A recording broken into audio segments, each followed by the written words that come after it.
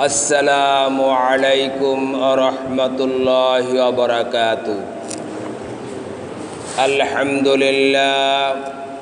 আলহামদুলিল্লাহি নাহমাদুহু ওয়া নাস্তাঈনুহু ওয়া নাস্তাগফিরুহু ওয়া নাউযু বিল্লাহি মিন শুরুরি আনফুসিনা ওয়া মিন সাইয়্যাতি আ'মালিনা।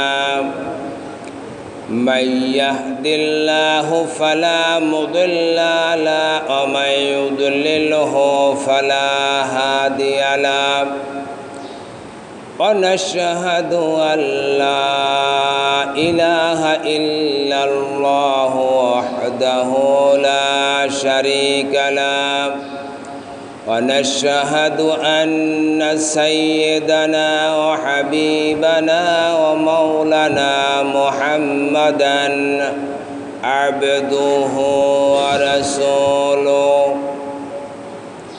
الحمد لله الذي أعطانا التوفيق لأداء حقوق رمضان.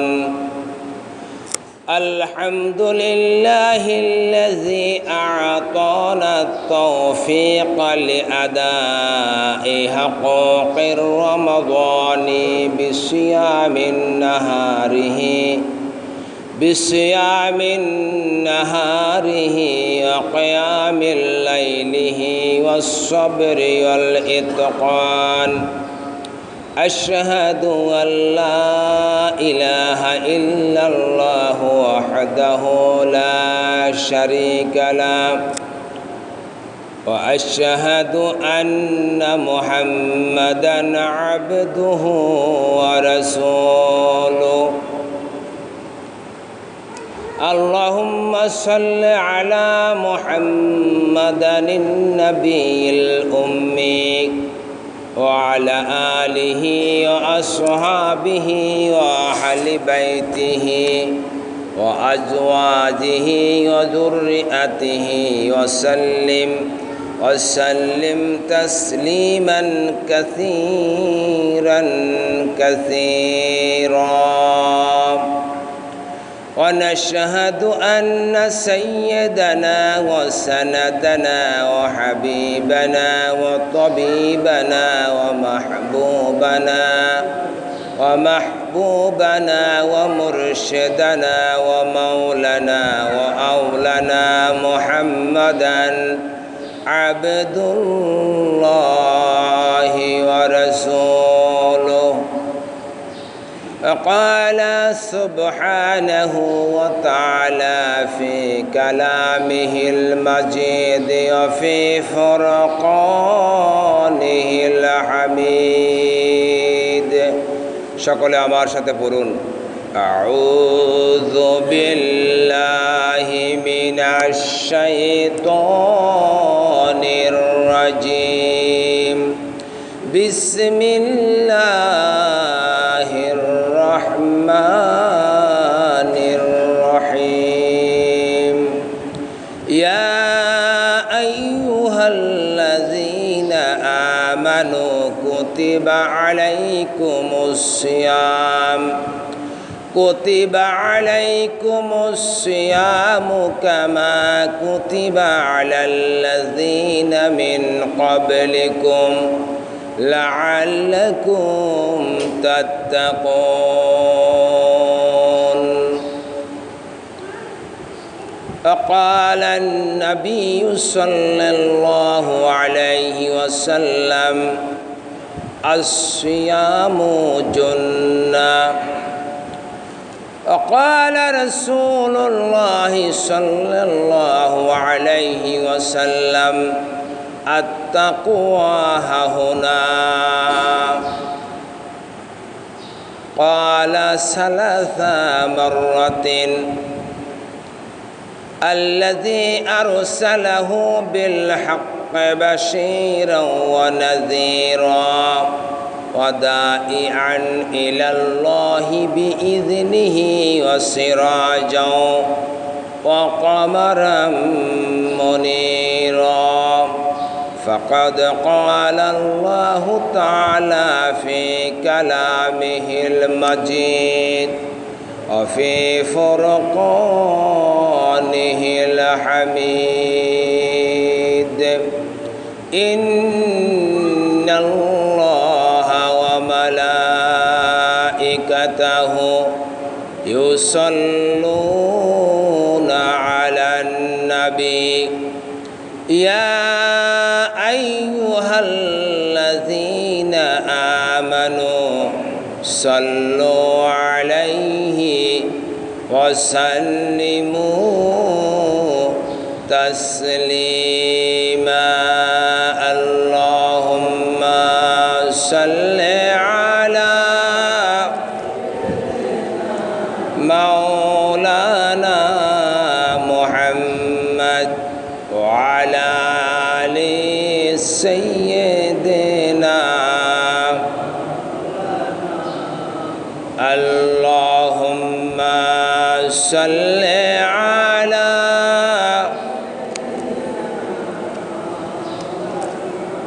وعلى آل سيدنا مولانا বছর ঘুরে আবার এলো মাহে রমজানের খুশির ঈদ তাই তো আজে পারা গায়ে নেই কারোরই চোখে নিদ আল্লাহুম্মা সাল্লি আলা মাওলানা মুহাম্মদ ওয়ালা আলি সাইয়্যিদিনা মাওলানা এই সুযোগে দিলের যত পাপ গেলানি মুছে নাও জীবনটাকে খোদার রাহে রহি তুমি করে দাও আল্লাহুম্মা সাল্লি আলা মাওলানা মুহাম্মদ ওয়ালা আলি সাইয়্যিদিনা ক্ষমা পাওয়ার এমন সুযোগ সারিস নে তুই ভুলে আজ আসিস কাল থাকবি না তুই যেতে হবে ওই কোলে আল্লাহুম্মা সাল্লি আলা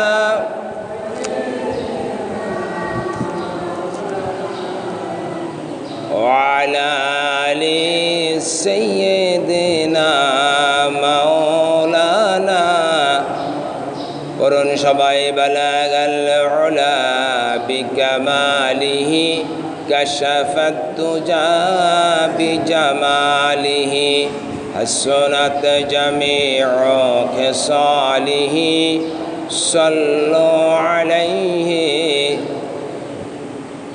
ये तेरी मेराज थे कि तो लोहा कलम तका को चाहा और मेरे मेराज है कि मैं तेरी कदम तका को चाहा बलगल उला बिकमालिही कशफत दुजा बिजमालिही हसनत जमीउ खिसालिही सल्लु अलैहि मशरक़ हुब्ब मुहम्मद मतलअ दीवालिमा मतलअ खुर्शीद सिफा सेनाए जो मानिमा बलगल उला बिकमालिही कशफत दुजा बिजमालिही हसनत जमीउ खसालिही सल्लु अलैहि وآله لا إله إلا الله لا إله إلا الله لا إله إلا الله لا إله إلا الله لا إله إلا الله لا إله إلا الله لا إله إلا الله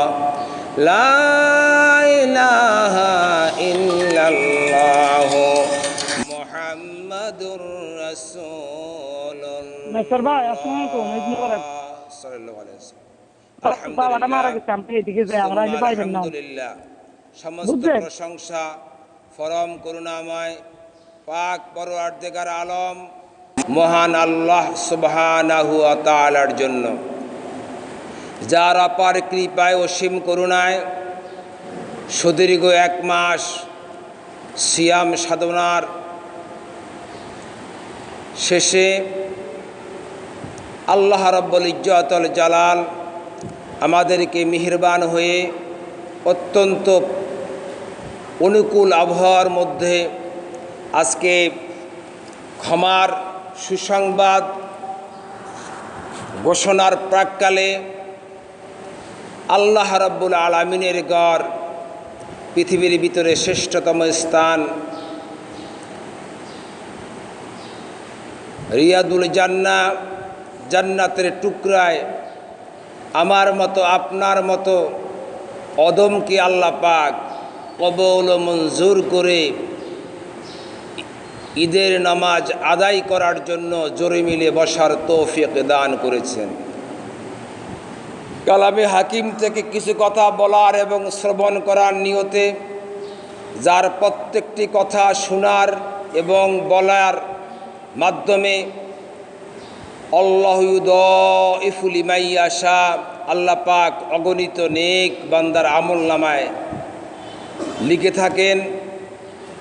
এমন একটি দামি মজলিসে, মুবারক মজলিসে আল্লাহ রাব্বুল আলামিন আমাদেরকে হায়াতের এই সময়টুকুকে দামি করে দিয়ে দামি জায়গায়, দামি মজলিসে, দামি কথামালা শোনার যে সৌভাগ্য নসিব করেছেন, এই জন্য আমরা সকলে মিলে হৃদয়ের গহীন থেকে বিনয়মনত চিত্তে আবেগের সাথে কালেমাতু শুকুর আদায় করি, বলি আলহামদুলিল্লাহ।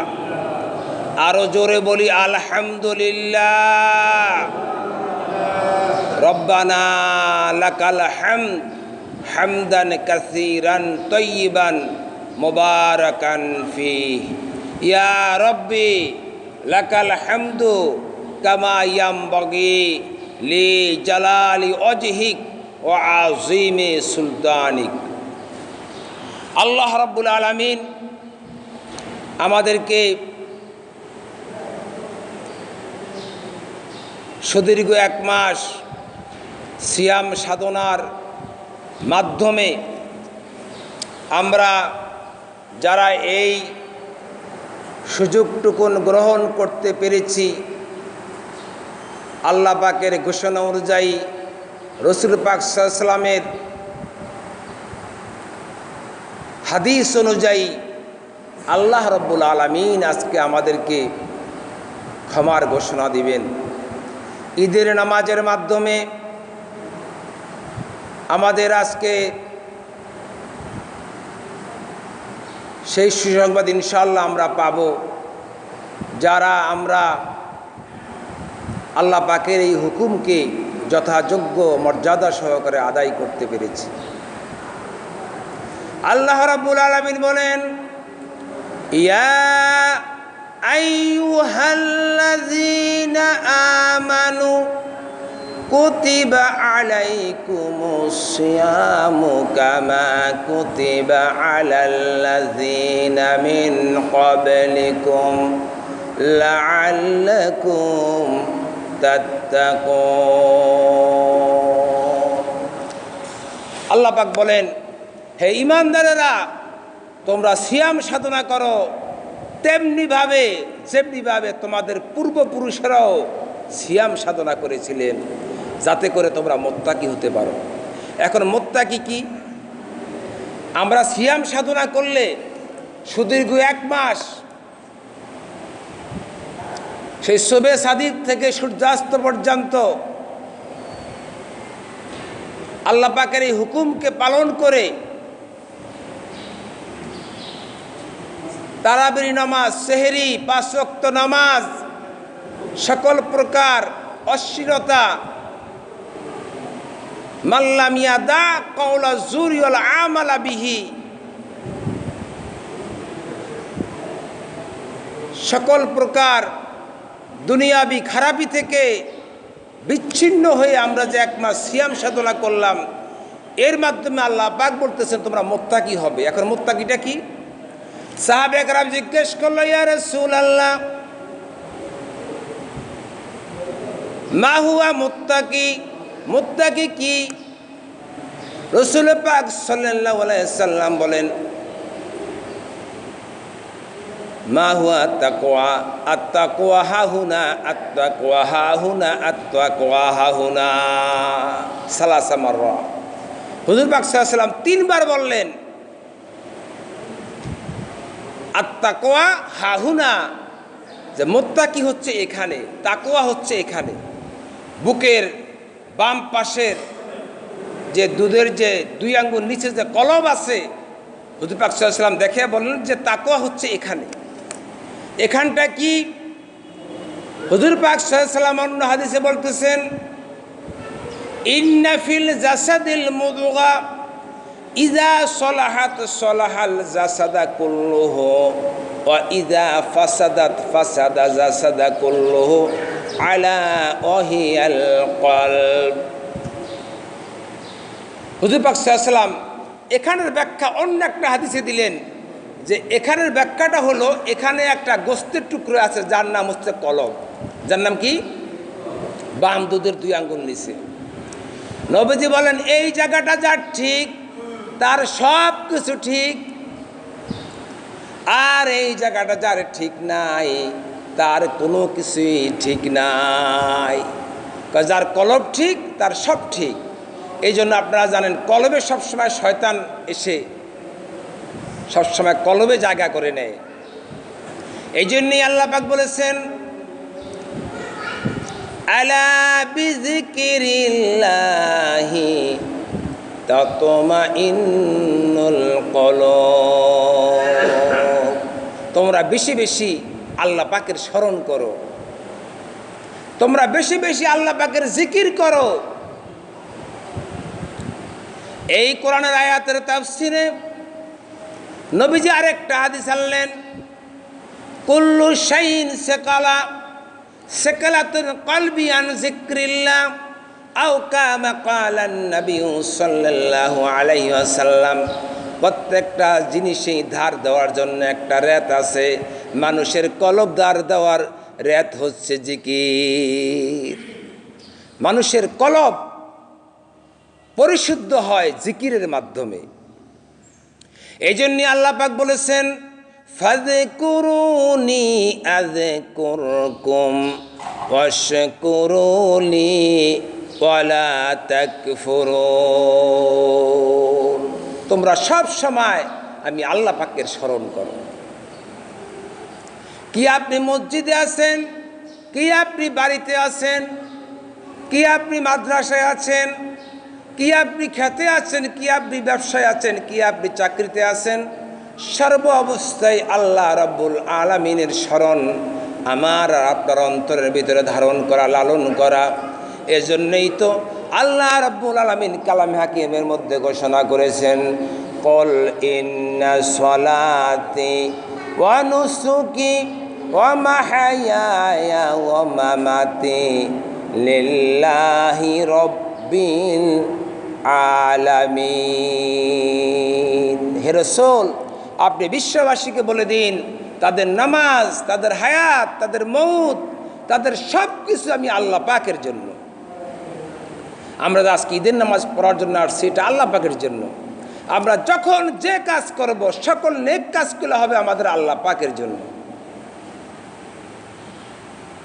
সকল খারাপি থেকে বেঁচে থাকবো, সেটাও আমরা আল্লাহ পাকের জন্য। এই জন্য সম্মানিত মুসল্লিয়ানে কেরাম, তাকওয়া হচ্ছে অন্তরের ব্যাপার। এই জন্য আমরা যদি অনেককে যারা নামাজ আদায় করে না, রোজা রাখে না, এই তুই রোজা রাখস না, নামাজ পড়স না, নামাজ পড়স না কেন, রোজা রাখস না কেন, যদি আপনি এমন কাউকে বলেন, তাহলে অনেক চালাক লোক আছে, তারা বলে কি জানেন, এই মিয়া নামাজ না পড়লে কি বা, আমার কিন্তু অন্তর ঠিক আছে, আমার দিল ঠিক আছে, আমার কলব ঠিক আছে। আপনারা বলেন একটা লোক নামাজ পড়ে না, রোজা রাখে না, সে যদি বলে তার কলব ঠিক আছে, আর হুজুর পাক সাল্লাল্লাহু আলাইহি ওয়াসাল্লাম বলতেছে যে তাকওয়া ফরহেজগারি এটা বোঝা যাবে তার কলবের মাধ্যমে, তার যে কলব ঠিক আছে এটার প্রমাণ হবে তার নামাজ এবং রোজার মধ্য দিয়া, এটার প্রমাণ হবে তার নেক কাজের মধ্য দিয়া। সে বলে তার কলব ঠিক আছে, অত তার নামাজও নেই, রোজাও নাই, নেক কাজও নাই, তাহলে তার কলব ঠিক আছে কেমনে? এটার উদাহরণ হলো এমন, এক লোক নারিকেলের চারা এনে বাড়িতে রোপণ করেছেন। তো কিছুদিন পরে সে দেখতেছেন যে নারিকেলের চারা গজাইতেছে না।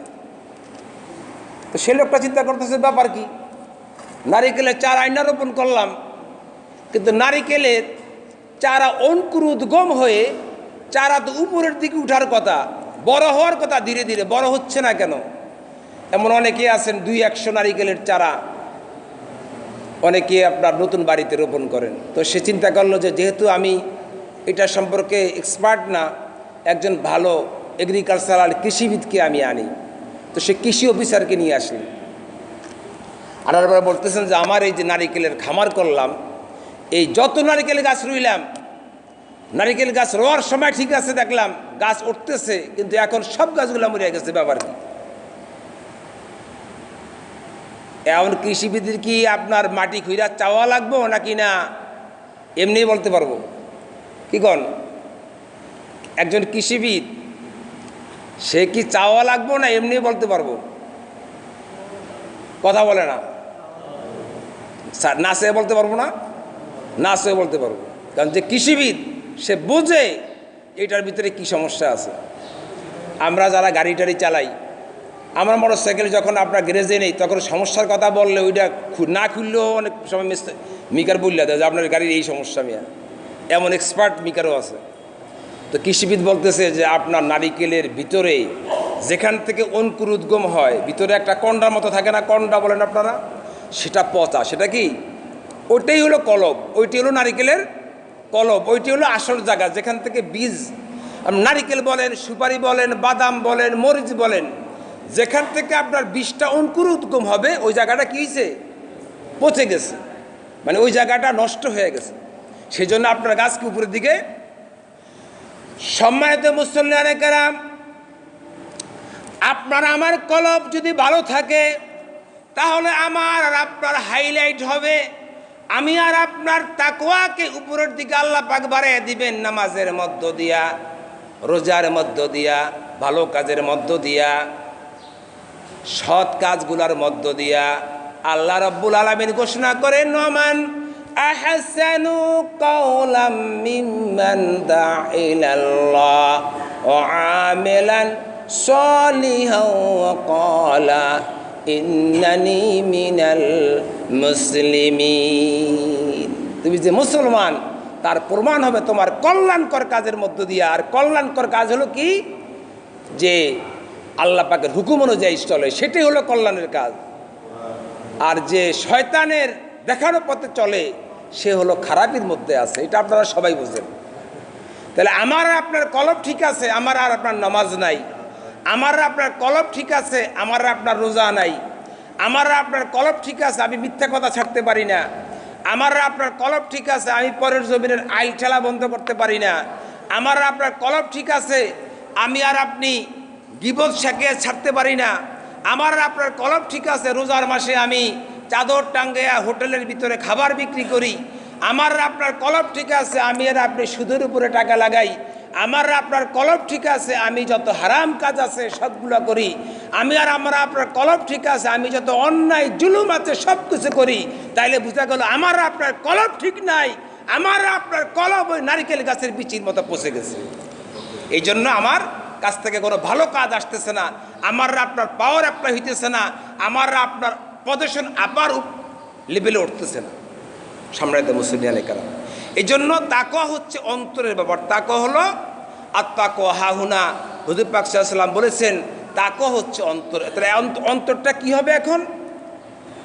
অন্তরটা হবে এমন, দীর্ঘ 1 মাস রোজা রেখেছেন, এই রোজা রাখার মাধ্যমে গাড়ির ইঞ্জিন যেমন ডাউন দেওয়ার পরে যখন ইঞ্জিনটা ভালোভাবে চলে, গাড়ি ভালোভাবে চলে, আমার আর আপনার 1 মাস সিয়াম সাধনার মাধ্যমে আমি আর আপনি যদি সকল খারাপ কাজগুলো ছেড়ে দিয়ে যদি ভালোর পথে চলতে পারি, নামাজকে কায়েম করতে পারি, আমি আর আপনি যদি সকল অন্যায়গুলোকে ছেড়ে দিতে পারি, সৎভাবে জীবনযাপন করতে পারি, তাইলে পরে বলা যাবে যে আল্লাহ রাব্বুল আলামিন আমাকে আল্লাহ পাকের পথে আমাকে কবুল আর মঞ্জুর করেছেন, আমি মুত্তাকি হয়ে গেছি। আমার আপনার চলার মধ্য দিয়েই প্রমাণিত হবে যে আমি একজন ভালো মানুষ, আমি মুত্তাকি হয়ে গেছি। মুত্তাকি হওয়ার জন্য কারো সার্টিফিকেটের প্রয়োজন হয় না। আমাদের এই মসজিদের মুসল্লি ছিল জনু দরবেশ, সে কোনো মাদ্রাসায় পড়ছে কিনা আমার জানা নাই, কিন্তু তাকে বলতো দরবেশ। তার আমল আকীদা এত সুন্দর ছিল, মানুষ তাকে খুব দরবেশ বলতো। আগের যুগে দরবেশই ছিল বড় হুজুর। আর এখনকার দিনে অনেক বড় ডিগ্রি, অনেক বড় আলেম হয়েও সে ভালো থাকতে পারে না। কারণ হুজুর পাক সাল্লাল্লাহু আলাইহি ওয়াসাল্লাম বলেছেন খায়রুল খিয়ারুল উলামা শারুল শিয়ারুল উলামা। সবচেয়ে ভালো মানুষ হবে আলেম, সবচেয়ে খারাপ মানুষ হবে আলেম। কিয়ামতের ময়দানে 3 শ্রেণীর মানুষকে আল্লাহ পাকের আদালতে দাঁড়া করানো হবে।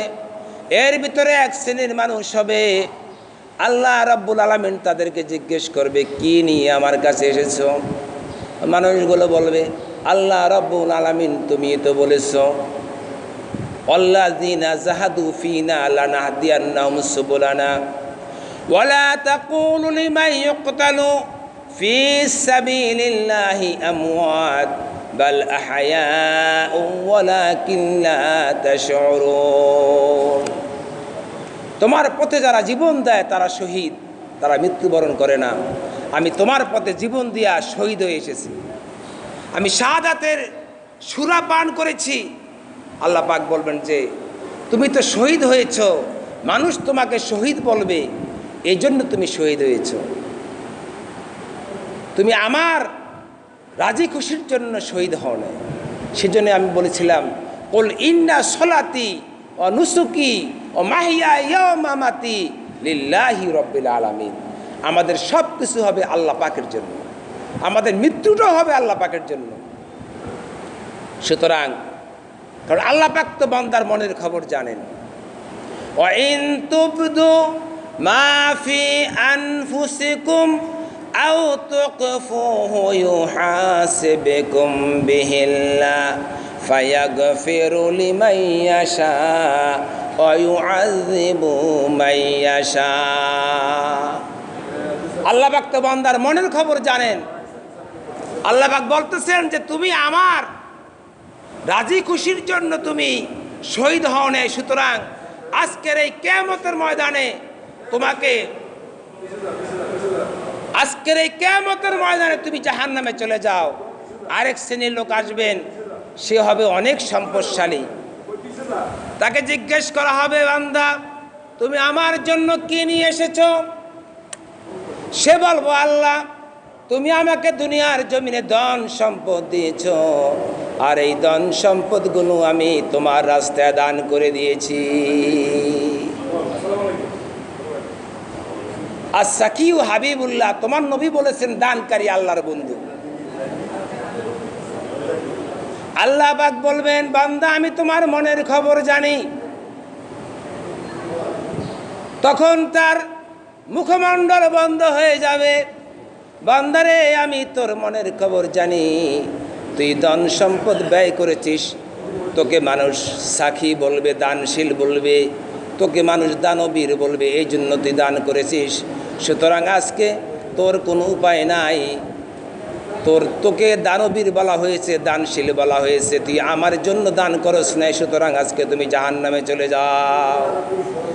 তৃতীয় নম্বরে আলেমকে ডাকবে, আলেম তুমি কি কাজ করেছো?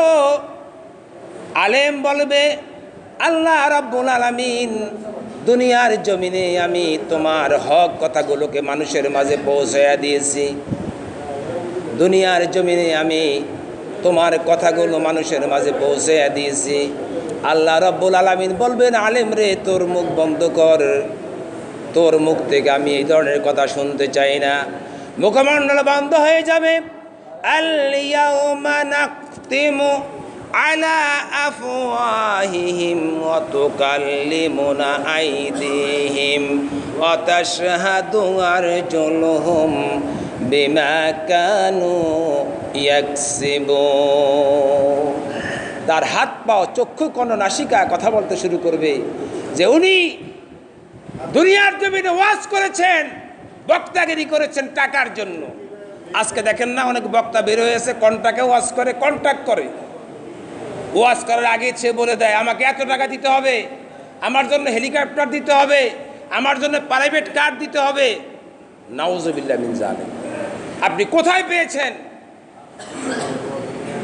সুতরাং সেদিন তার এই আমল আল্লাহ পাকের কাছে গ্রহণযোগ্য হবে না।